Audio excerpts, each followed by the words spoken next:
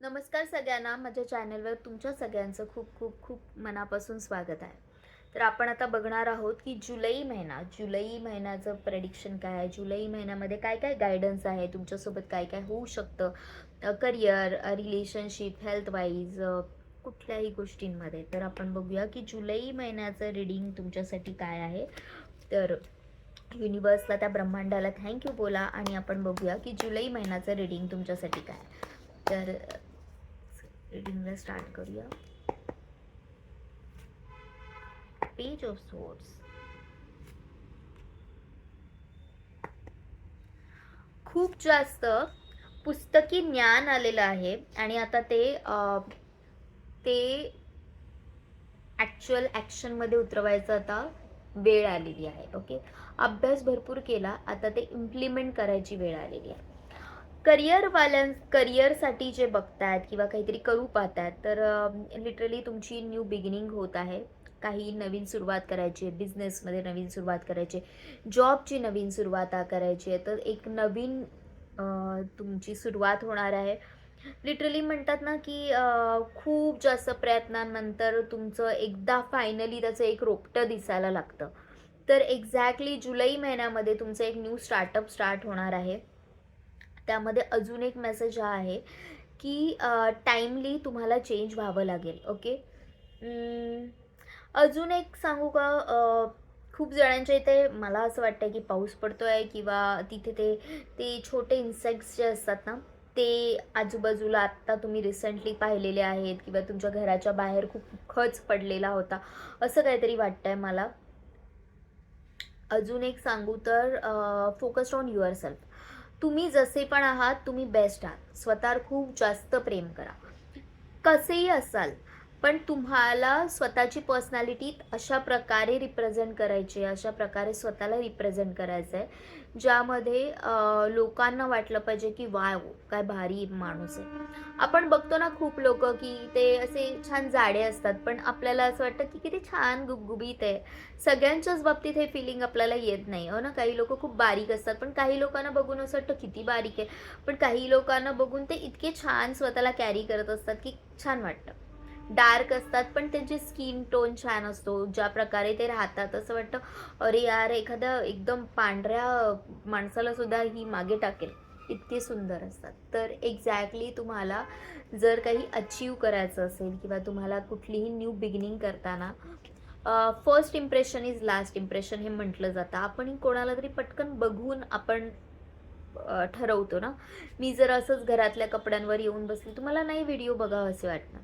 तर एक्झॅक्टली तुम्हाला स्वतःच्या पर्सनॅलिटीवर सुद्धा काम करायचं आहे. ॲज वेल ॲज ॲक्शन तर तुम्ही घेतच आहात. ओके, पर्सनॅलिटीवर काम करायचं आहे, जेणेकरून तुम्हाला जे नॉलेज येतं आहे आत्तापर्यंत, तुम्ही जे 4 बुकं वाचलेलं आहात, ते तुम्हाला समोरच्याला एक्सप्लेन करता येईल. ते तर तुम्ही असंही करू शकता, पण ते समोरच्याच्या डोक्यात भरण्यासाठी पहिले तुमची पर्सनॅलिटी ती पाहिजे की ह्याला हे माहिती आहे, बाबा ह्याला यातलं नॉलेज आहे. ओके, सो हे सगळं एक्सप्लेन करायचा माझा मोटिव्ह हा होता की तुम्हाला एक्झॅक्ट पॉईंट मला काय म्हणायचं आहे ते समजवून द्यायचं होतं. तर एक नवीन बिगिनिंग होती, तर त्या युनिवर्सला, त्या ब्रह्मांडाला पुन्हा एकदा थँक्यू बोला. ओके, आत्ताची ही जी वेळ आहे ना, ती वायफळ विचार करण्याची नाही आहे. ओके, वायफळ विचार करण्याची नाही आहे. सरेंडर करा. जे पण तुम्हाला येतं आहे, जे पण माहिती आहे, तुम्ही सगळं त्याच्यावर काम केलं आणि now it is a time to surrender, की आता देवाच्या हातात मी सोपवलं आहे. मी नवीन सुरुवात तर केलेली आहे. आता कसं होईल, काय होईल, लॉस झाला तर काय, समोरच्याने फसवलं तर काय, ह्या सगळ्या भानगडीत पडू नका.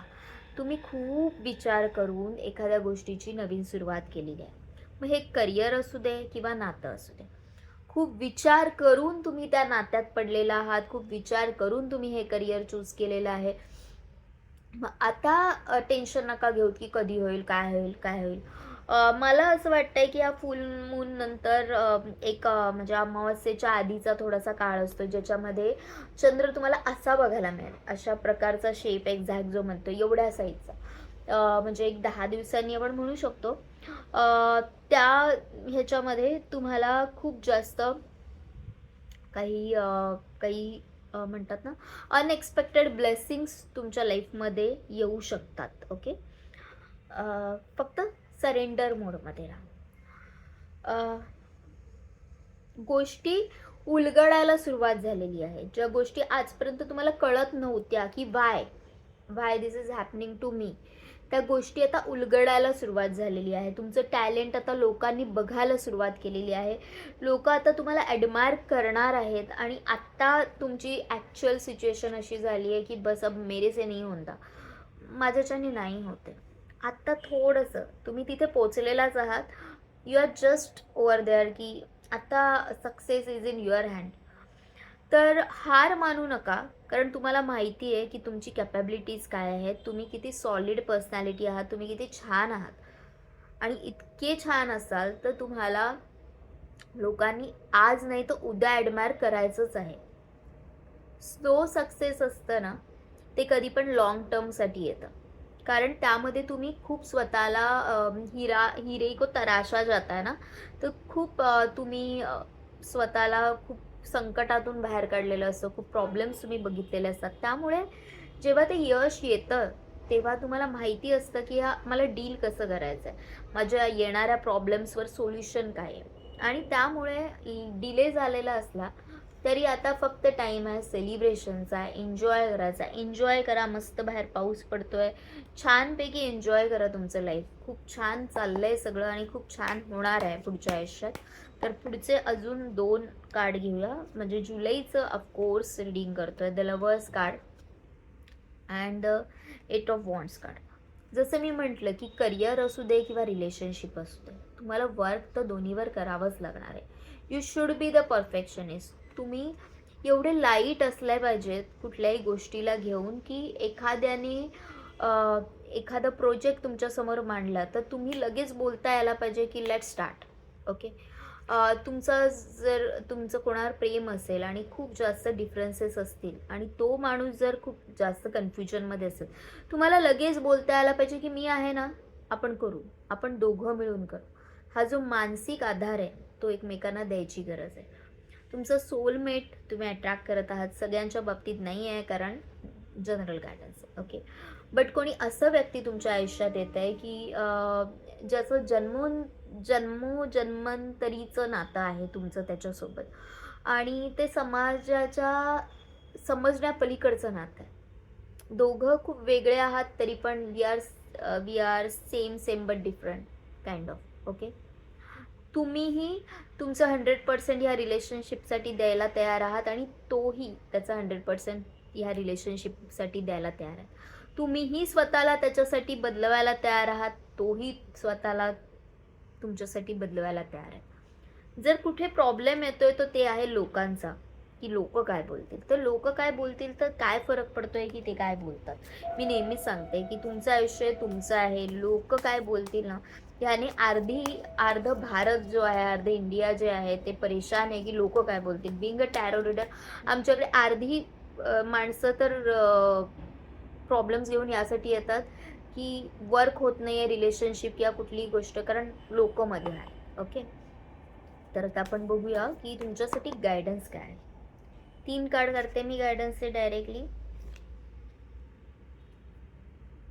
Don't give up on love. इथे हे बघा, सेम आहे. लोकांसाठी तुमच्या प्रेमाला हे करू नका. तुम्हाला मनःशांती जर असेल ना, तर तुम्ही आयुष्यामध्ये यश प्राप्त करू शकाल. आणि मनःशांतीसाठी कोणीतरी आपल्याला अपार प्रेम करणारं लागतं, खरं प्रेम. A relationship you cherish can be healed. Allow me to clear the way to forgiveness so that love can thrive again. Okay. जर काही रिलेशनशिपमध्ये प्रॉब्लेम्स असेल तर it is a time for healing. तर युनिवर्स त्याच्यावर कम्प्लिटली वर्क करत आहे, ब्रह्मांड त्याच्यावर वर्क करत आहे त्या रिलेशनशिपला हील करण्यासाठी. फक्त तुमचा थोडासा सपोर्ट पाहिजे, थोडासा पेशन्स पाहिजे. Trust in the divine purpose. Divine उगाचच फालतूमध्ये काही गोष्टी करत नाही आहे, ते तुमच्या चांगल्यासाठीच घडवत आहे. Okay. This experience has divine meaning. Healing will come. Know that you are on the path of the growth. मी जसं म्हटलं की रिलेशनशिप असेल किंवा करिअर असेल, प्रॉब्लेम्स होते but it was a purpose over there. Purpose होतं काहीतरी, कारण तुम्हाला हे जे चंद्र सूर्य तारे जे ब्लेसिंग आहेत ते द्यायचे होते आणि ते अपार प्रमाणात द्यायचे होते. आणि अजून एक जे कार्ड आहे, you are protected, you are safe with in my bubble of light, you can proceed with confidence. लोक काय बोलतील हे सोडून द्या, you proceed with the confidence, कारण देव तुमच्यासोबत आहे.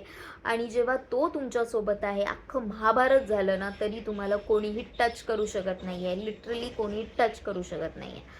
तर अर्जुनच बघा ना, कोणीच नव्हतं त्याच्या बाजूने, एवढीशी सेना होती त्याची, ज्याच्या डबल नारायणी सेना होती. भीष्म होते, पितामह भीष्म होते आणि अजून सगळे तिथे होते. पण तरीही महाभारत झालं आणि सारथी कारण श्रीकृष्ण होता. ज्याचा सारथी तो आहे, तुम्हाला काय कोणाची गरज आहे? लोकांना मारा गोळी.